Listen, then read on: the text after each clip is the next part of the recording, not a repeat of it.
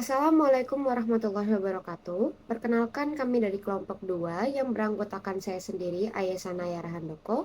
Kemudian ada Muhammad Rifki Abdillah, Najwa Alia Kamarudin, Reski Amalia Putri, Revin Hutama Winarta, dan Suci Nur Saidah yang akan membacakan analisis laporan kami yang berjudul Peran Komunikasi Keluarga Terhadap Psikologi Mahasiswa Kelas B Program Studi Komunikasi Digital Media IPB University. Yang pertama adalah latar belakang.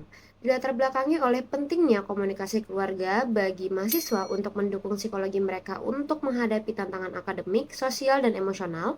Kami merasa sebuah komunikasi yang mendukung, terutama dalam komunikasi keluarga, harusnya sangat bisa membantu untuk menjaga keseimbangan emosional, kesehatan mental, dan kinerja akademik para mahasiswa IPB University. Sesuai judul penelitian ini, peran komunikasi keluarga terhadap psikologi mahasiswa kelas B, program studi komunikasi digital dan media IPB University, penelitian ini berisi pemahaman akan berbagai dampak komunikasi keluarga, terutama pada mahasiswa angkatan 61. Kemudian untuk rumusan masalah dan tujuan penelitian, berdasarkan latar belakang yang telah diuraikan, maka masalah penelitian ini adalah bagaimana peran komunikasi keluarga terhadap psikologi mahasiswa kelas B program studi komunikasi digital dan media IPB University. Dan tujuannya sesuai dengan rumusan masalah dan latar belakang, penelitian ini bertujuan untuk mengetahui dampak dari pesan komunikasi keluarga terhadap mahasiswa kelas B program studi komunikasi digital dan media IPB University. Selanjutnya konsep komunikasi keluarga, yaitu yang pertama ada komunikasi fungsional. Komunikasi fungsional itu terdiri dari 4, yaitu komunikasi emosional, area-area terbuka dari komunikasi dan membuka diri. Yang ketiga hierarki kekuasaan dan aturan-aturan keluarga. Yang keempat konflik keluarga dan resolusi keluarga. Nah, yang pertama itu komunikasi emosional. Dalam keluarga itu dengan pola komunikasi fungsional, emosi masing-masing anggota keluarga akan terlihat saat mereka komunikasi, karena komunikasi ini berhubungan dengan ekspresi, emosi, dan perasaan. Yang kedua, area-area terbuka dari komunikasi dan membuka diri. Dalam poin ini, komunikasi memerlukan nilai yang terbuka dan saling menghormati, dan keterbukaan antara anggota keluarga satu dengan yang lainnya. Nah, yang ketiga hierarki kekuasaan dan aturan-aturan keluarga. Menurut Friedman 2003, sistem keluarga bergantung pada hierarki kekuatan, di mana komunikasi mengandung komando atau perintah. Itu mengalir dari bawah dalam jaringan komunikasi keluarga.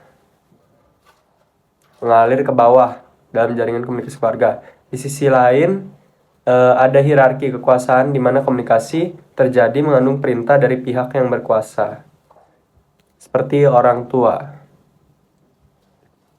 Yang keempat, konflik keluarga dan resolusi keluarga. Dalam pola komunikasi keluarga, konflik ini terjadi dalam keluarga dapat diselesaikan dengan cara terbuka. Nah, dalam konsep komunikasi keluarga ini juga terdapat komunikasi disfungsional. Apa sih komunikasi disfungsional itu? Komunikasi disfungsional merupakan pengiriman dan penerimaan isi pesan serta perintah dari pesan yang tidak jelas atau tidak langsung. Nah, di sini ada 3 poin, yaitu yang pertama ada sindrom mengabaikan diri, yang kedua kemampuan fokus pada satu isu, ketidakmampuan berfokus pada satu isu, yang ketiga ada area komunikasi yang tertutup. Nah, yang pertama itu ada sindrom mengabaikan diri. Sindrom mengabaikan diri ini ketika seseorang itu biasanya tidak mendengar pendapat orang lain dan tetap dengan pendapatnya sendiri. Yang kedua, ketidakmampuan berfokus pada satu isu. Dalam hal ini, biasanya keluarga hanya berdebat tentang masalah yang satu dengan masalah yang lain, sehingga tidak ada upaya untuk menyelesaikannya.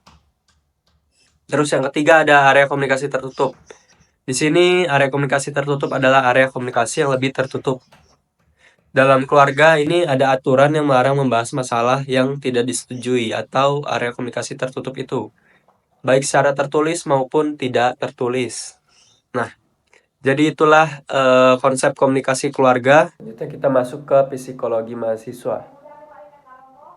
Kesehatan mental di sini menjadi pengaruh dari dampak psikologis mahasiswa.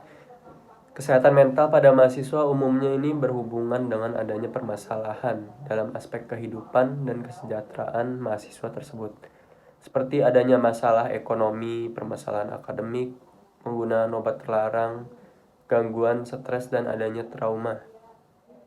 Dengan adanya tuntutan akademik, adaptasi dan tanggung jawab yang lebih besar tersebut membuat tingkat stres mahasiswa cenderung menjadi lebih tinggi, sehingga kesehatan mental mahasiswa dapat berdampak pada pembelajaran dan pengembangan karir mereka di masa depan.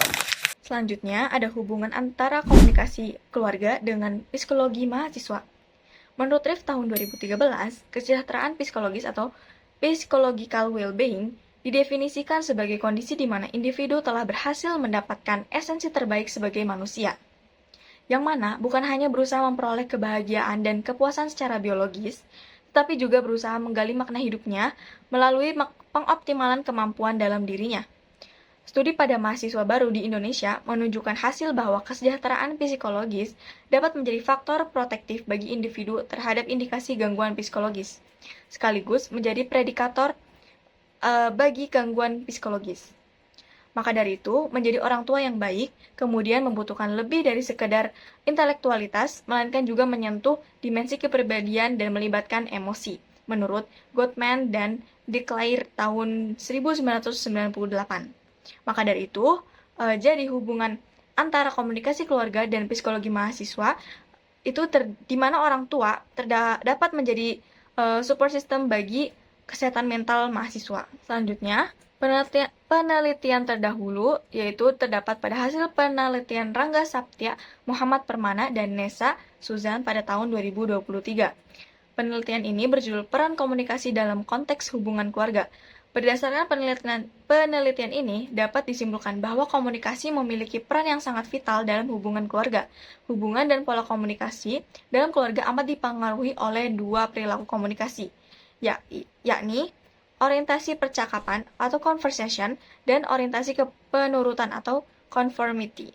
Selanjutnya, metode penelitian yang digunakan pada penelitian ini adalah jenis penelitian ini menggunakan penelitian kualitatif, lalu populasi dan sampel pada penelitian ini adalah populasi dari penelitian ini adalah mahasiswa IPB Program Studi Komunikasi Digital dan Media kelas B yang berjumlah 69 orang, dan sampel yang digunakan dari penelitian ini berjumlah 50% dari total populasi, yaitu 34 orang.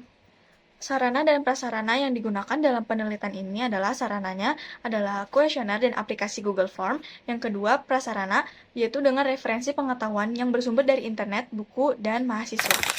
Oke, selanjutnya di sini saya akan menjelaskan tentang analisis dan pengolahan data. Jadi, kami melakukan analisis data dengan cara atau dengan metode kuesioner atau angket yang kami berikan kepada teman-teman kami kelas B, Prodi KMN, Angkatan 61 IPB University. Selain itu, kami juga mengumpulkan data melalui buku dan internet yang kami baca. Setelah semua data terkumpul, kami melakukan pengelompokan, yang dimana hasil kuesioner akan penulis tampilkan dalam bentuk tabel, sedangkan hasil dari buku ataupun internet akan kami buat paragraf yang teratur sesuai dengan tujuan penelitian. Selanjutnya, data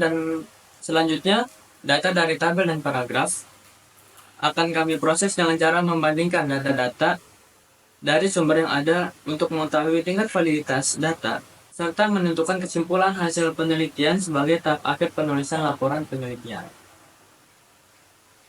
Oke, selanjutnya ada sistematika kerja. Nah, bisa kalian lihat sendiri di sini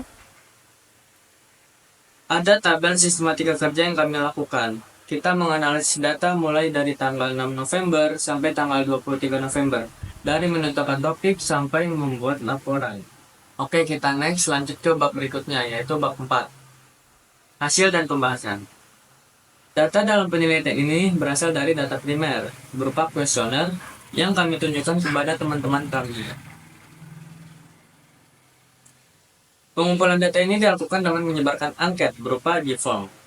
Sampel dalam penelitian ini adalah 50% dari total populasi, yaitu sekitar 34 atau 35 sampel.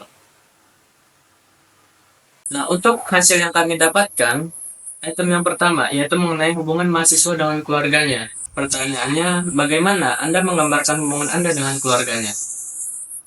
Oke, bisa kalian lihat pada diagram. Oke, untuk kesimpulan, maka responden secara umum menyatakan mereka memiliki hubungan sangat dekat dengan keluarganya. Next, kita lanjut ke item pertanyaan kedua, yaitu terkait hubungan mahasiswa dengan komunikasi keluarga. Pertanyaannya, seberapa sering kalian selaku mahasiswa berkomunikasi dengan anggota keluarga kalian? Oke, bisa kalian lihat pada diagram, dan dapat kami simpulkan bahwa responden dari mahasiswa sangat sering berkomunikasi dengan anggota keluarganya. Oke, kita next ke item selanjutnya, yaitu ketiga. Masih mengenai hubungan mahasiswa dengan komunikasi keluarga. Pertanyaannya, bagaimana Anda menggambarkan hubungan Anda dengan keluarga? Ya, bisa kalian lihat pada diagram. Dan dapat disimpulkan bahwa responden mahasiswa cukup nyaman untuk berkomunikasi dengan keluarganya mengenai masalah pribadi ataupun masalah akademik. Saya Reski Amalia Putri, saya akan melanjutkan mengenai analisis kuesioner kelompok kami. Pertanyaan keempat ini mengenai hubungan mahasiswa dengan komunikasi keluarga, yakni apakah Anda sering mendapatkan dukungan atau nasihat dari keluarga mengenai kuliah dan masalah pribadi. Sebanyak 29,4% mahasiswa menyatakan sering mendapatkan dukungan atau nasihat keluarga. Kemudian sebanyak 23,5% mahasiswa menyatakan mendapatkan dukungan atau nasihat dari keluarga mengenai kuliah dan masalah pribadi ini sangat sering. Kemudian sebanyak 14,7% mahasiswa menyatakan jarang mendapatkan, dan 32,4% mahasiswa menyatakan kadang-kadang mendapatkan dukungan atau nasihat dari keluarga mengenai kuliah dan masalah pribadi. Nah, mengenai angket nomor 4 ini berdasarkan hasil dan persentase jawaban mahasiswa, maka secara umum dapat disimpulkan bahwa mahasiswa kadang-kadang mendapatkan dukungan atau nasihat terkait kuliah ataupun masalah pribadi dari keluarganya. Nah, pertanyaan kelima mengenai pengaruh komunikasi keluarga terhadap motivasi studi mahasiswa. Seberapa besar pengaruh komunikasi keluarga terhadap motivasi Anda dalam studi? Sebanyak 38,2% mahasiswa menyatakan sangat berpengaruh komunikasi keluarga terhadap motivasi mereka dalam studi. Kemudian 32,4% mahasiswa menyatakan pengaruhnya cukup besar apabila mendapatkan komunikasi yang baik dari keluarga terhadap motivasi mereka, dan juga 17,6% cukup besar, serta 11,8% mahasiswa menyatakan kurang berpengaruh peran komunikasi keluarga terhadap motivasi mereka. Selanjutnya, pertanyaan ke-6 mengenai kontribusi komunikasi baik dalam keluarga dalam membantu mahasiswa mengurangi stres dalam studi. Pertanyaannya, apakah komunikasi yang baik dengan keluarga membantu Anda mengurangi stres dalam studi? Nah, berdasarkan hasil persentase ini memperlihatkan bahwa sebanyak 41,2%, atau ini merupakan secara umum dan angka yang cukup besar terhadap pertanyaan ini, mahasiswa menjawab sangat membantu peran komunikasi keluarga mereka dalam mengurangi stres pada saat studi. Kemudian 29,4% menyatakan cukup membantu dalam mengurangi stres dalam studi, dan juga 29,4% mahasiswa menyatakan peran komunikasi yang baik dengan keluarganya ini dapat mengurangi stres dalam studi, dan tidak ada mahasiswa yang menyatakan bahwa peran komunikasi keluarga ini tidak membantu mereka dalam studi. Nah, pertanyaan terakhir mengenai hubungan mahasiswa dengan komunikasi keluarga, bagaimana komunikasi keluarga memengaruhi kepercayaan diri Anda dalam menghadapi tantangan akademik? Nah, berdasarkan persentase bahwa 38,2% ini merupakan hasil yang seimbang antara sangat berpengaruh dan berpengaruh terkait komunikasi keluarga yang mempengaruhi kepercayaan diri mereka, dan juga sebanyak 23,5% dari mahasiswa menyatakan cukup berpengaruh komunikasi keluarga mereka terhadap kepercayaan dirinya menghadapi tantangan akademik, dan tidak ada mahasiswa yang menyatakan peran komunikasi keluarga ini kurang berpengaruh dalam kepercayaan diri di dunia akademik. Nah, oleh karena itu berdasarkan hasil kuesioner kami, pembahasan yang bisa kita ambil ialah peran komunikasi keluarga ini sangat berpengaruh dalam menunjang kesuksesan di dunia akademik, di dunia perkuliahan para mahasiswa. Bagaimana mahasiswa ini membangun kepercayaan diri, mengelola stres dan sebagainya. Ini sangat dipengaruhi oleh komunikasi keluarga. Oke, sebagai penutup, saya ingin menekankan nih bahwa komunikasi keluarga itu memiliki peran penting dalam mendukung kesejahteraan kita, terutama saat menghadapi berbagai tantangan, baik di sekolah, kampus, maupun di kehidupan sehari-hari. Nah, oleh karena itu, mari kita berusaha menjaga komunikasi yang positif dengan keluarga, karena itu dapat membantu kita menjadi pribadi yang lebih baik dan percaya diri. Oke, baik. Kami ucapkan terima kasih dan atas perhatiannya dan sudah mendengarkan. Kami juga mohon maaf jika ada kesalahan atau kurang lebihnya. Kami mohon maaf. Saya dan rekan saya pamit undur diri. Wassalamualaikum warahmatullahi wabarakatuh.